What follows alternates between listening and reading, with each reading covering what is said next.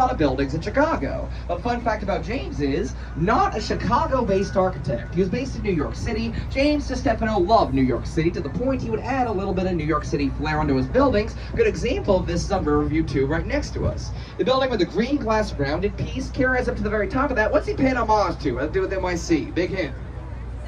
Statue of Liberty or crown up there. Now when you see that crown piece, that's the penthouse to the apartment building, which is currently for sale for $8.4 million. That's a hefty chunk of change, I know, but let me compare it to something. The penthouse that's $37,000 a month. The person leasing that out right now originally paid $24 million for raw space. That's concrete walls, concrete floor, concrete ceiling.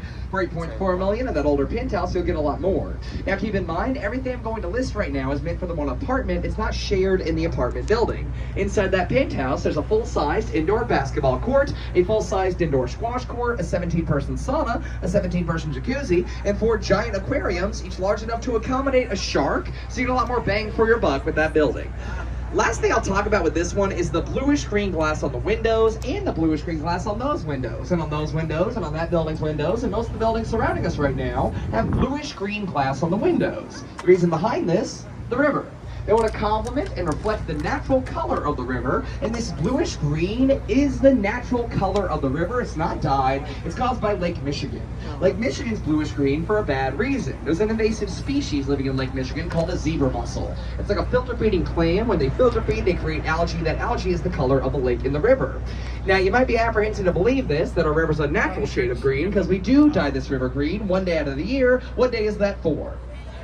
St. Patrick's Day. It's been on since 1964. Plumbers Union does that. Most common questions I get about the process: what does the dye look like? There's 2 dyes. One is a liquid and one is a powder. The liquid is a bright yellow color, like a glow stick. The powder is more surprising. It's dark orange, like a brick dust. That mixes it with the water, turning it into what they call Kelly green. Best comparison I can give to that green coloration: whenever there's no kayaks going down the side of the river, it's very similar to those kayaks. I'll often compare it to a celebrity, Kermit the Frog. It's close to that guy. Now, how long does the dye last? Not long at all, about 10 to 15 days. And it's completely harmless to the wildlife. The active ingredient in the dye is called fluorescein. Fluorescein is often used in eye surgery, ophthalmology. People ingest fluorescein all the time in their eyes. Now, I have a random question. Anybody ever been to Rockefeller Center in New York?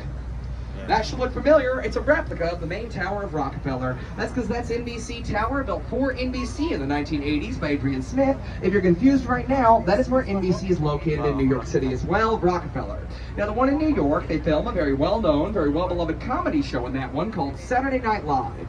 They used to film a just as beloved TV show in that building. The Jerry Springer Show was filmed there from 1994 to 2009. If you don't know anything at all about the Jerry Springer Show, don't Google it, but that's another thing in Chicago we're really proud of, right? Ding ding, rest in peace, Jerry. Now, we just passed this building with a green glass side to it. That's the University of Chicago's Gleacher Center, designed by Dirk Lohan, who caused some controversy for this building for what he did to the classrooms.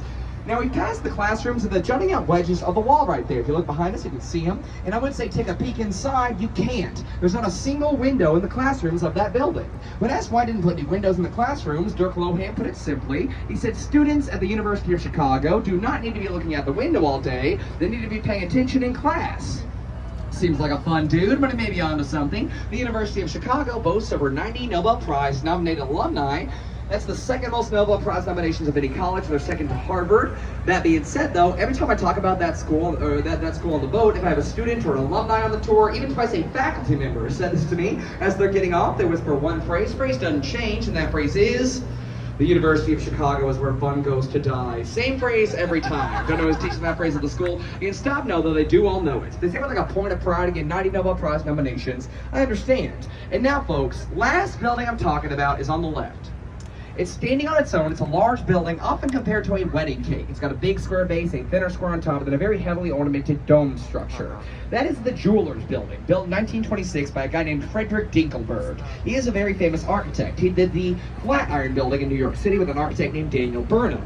Now, that building, built in 1926, was a jewelry fortress. Wabash Avenue, that street right there in the 20s and 30s, was Jewelers Row, just jewelry and diamond stores all up and down that street. Something else that was on that street in the 20s and 30s was the Mafia there they were there too. And every time the diamond dealers were trying to get into their stores, they were getting robbed immediately. So to stop this from happening, they put all jewelry and diamond sales into one building, the jeweler's building. Now, a creative way that protected the diamond dealers that worked there is if you worked inside that building, you wouldn't park your car outside in Gamester, Chicago. You had to walk down the street with a case of diamonds in your hip. You would drive your car into the basement of the building, then you would drive your car into the elevator of the basement, then the elevator would carry your car up to the floor you worked at, you drove out of the elevator, you got out of your car, you sat at your desk. There's still a car from the 1930s stuck in the basement of the jeweler's building from that practice. And now it's time for the saddest part of the boat ride, the end of the boat ride. Now, I wanted to say, on behalf of the Wendella crew and myself, thanks for choosing Wendella. A lot of stuff to do in Chicago today. I'm so happy. Took a boat ride with me. I am going to be the first person off the boat. I'll be at the bottom of the ramp as y'all get off. Got any questions for me or anything else for me? That's where I'm going to be. Also, if you bought an alcoholic beverage from us today, you can't take it off the boat with you. That's an Illinois rule, not a Wendella one. But you do get to play the Wendella drinking game. Chuck it or chug it. Can't bring it off. Once again, I'll be the first person off the boat. I'll be at the bottom of the ramp. Thank you, guys. This really is one of my favorite things to do, talking about Chicago. So thanks for listening. Enjoy the rest of your day in this beautiful city. Enjoy the nice weather, y'all. Thank you.